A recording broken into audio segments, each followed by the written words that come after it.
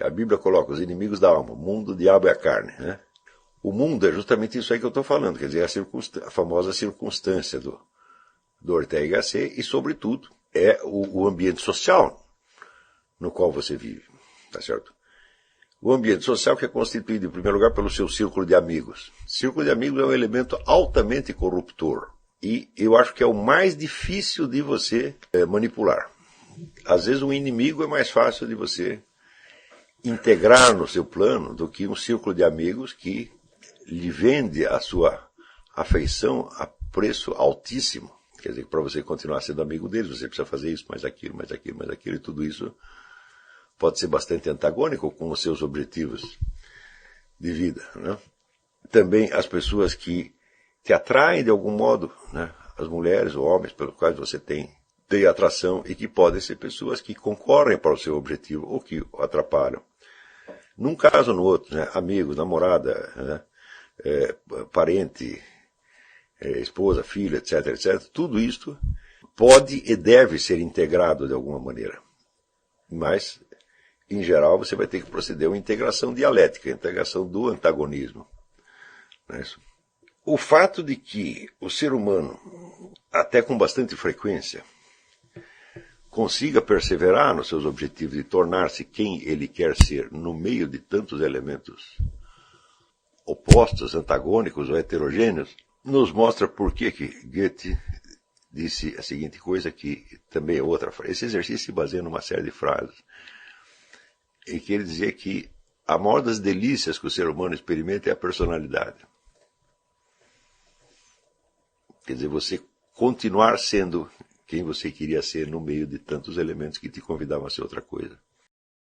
Você tem que ficar ali como Hércules. Diz que Hércules, quando nasceu, pegou duas cobras, cada cobra indo para um lado e ele ficou segurando no meio. Né? Isso também aparece no símbolo da medicina, o caduceu, onde você tem uma estaca, um bastão no meio e duas cobras, né? Fazendo movimentos sinuosos em sentido contrário. Então, esta, vamos dizer, a unidade da nossa personalidade é a unidade de tendências antagônicas que estão ali dentro e que você tem que sempre manipular, sendo que, frequentemente, uma tendência se converte na sua contrária e a outra também se converte na primeira, tá certo? E nós estamos sempre neste movimento. Eu acredito sinceramente que o objetivo da filosofia não é fazer filosofias, não é criar novas obras filosóficas, mas criar filósofos. Né? Pode haver o filósofo sem obra filosófica, eu digo, tá, Sócrates, que foi o primeiro. Eu acho que isso é simbólico, quer dizer, o fundador da filosofia ocidental não tem obra filosófica alguma. Ele tem uma vida filosófica, um esforço, tá certo, de aperfeiçoamento, que depois o próprio Platão definirá como aprender a morrer.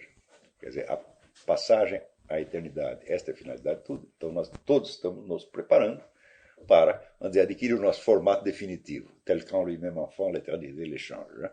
Então, esta é a finalidade de tudo. Então é necessário você saber que o seu esforço filosófico de unificação de todos os conhecimentos que você tem, dos conhecimentos disponíveis, é ao mesmo tempo, concomitantemente e inseparavelmente, a busca de uma forma mais perfeita para a sua alma individual. Mais perfeita quer dizer, em primeiro lugar, o quê?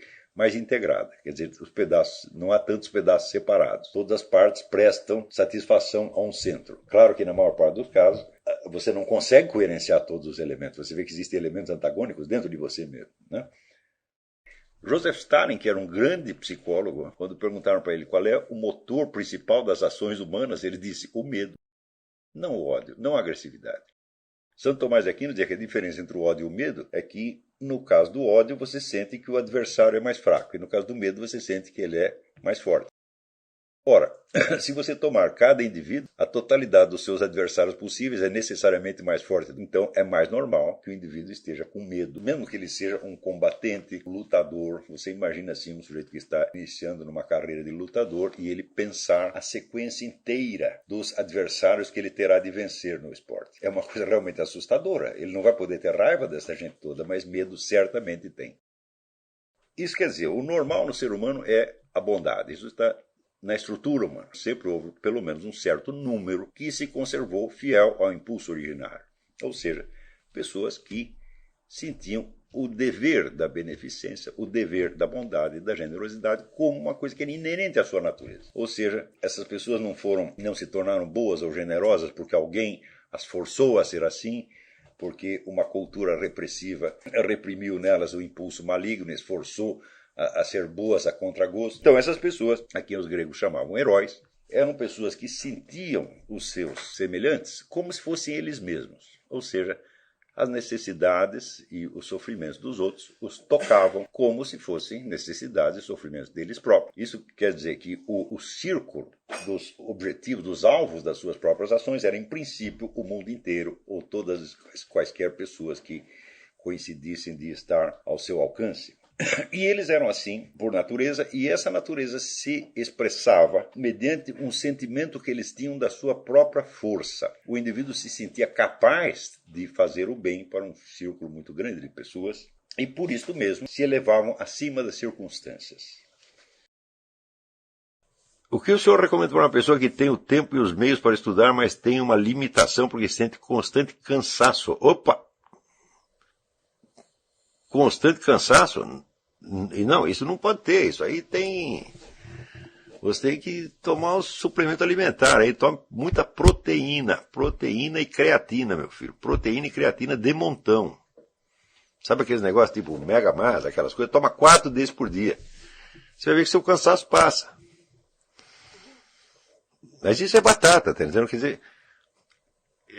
tem certos elementos que você precisa mesmo para uma vida de estudo, você precisa se alimentar certo, tá entendendo? Uma vez eu fiz uma lista dos alimentos, né, melhores. Eu vou ver se eu acho e trago aqui, mas você tem que combater esse cansaço. Agora, no Brasil não existe muita tradição de cuidar dessas coisas. Tá? No Brasil a pessoa só cuida do negócio quando, olha, o sujeito arrancou minha cabeça, daí você vai no médico, tá entendendo? Já chega levando a cabeça, só aí, né? E os caras acham que suplemento alimentar é remédio. Ah, remédio não pode tomar remédio, né? Eu digo, mas que coisa! Diz, olha, vitamina, proteína, creatina não é remédio, é comida, tá certo? E hoje em dia, a alimentação que você precisa para aguentar, né, só o estresse eletrônico que tem, né, você imagina, você está indo na sua sala, você imagina quantas ondas eletromagnéticas estão atravessando aí a sua sala, com milhões de computadores ligados, não sei o quê. Você está sendo continuamente desgastado, meu filho. Né? Isso aí na Idade Média não tinha não, e hoje tem. Então você trata de se alimentar como deve.